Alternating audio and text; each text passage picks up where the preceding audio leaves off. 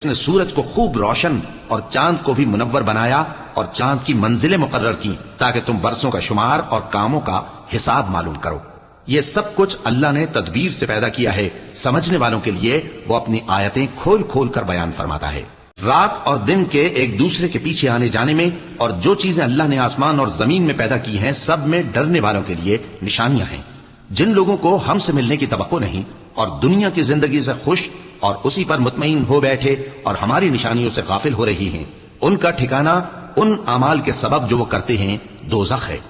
اور جو لوگ ایمان لائے اور نیک کام کرتے رہے ان کو ان کا پروردگار ان کے ایمان کی وجہ سے جنتوں میں پہنچا دے گا، ان کے نیچے نعمت کے باغوں میں نہریں بہ رہی ہوں گی۔ جب وہ ان میں ان کی نعمتوں کو دیکھیں گے تو بے ساختہ کہیں گے سبحان اللہ،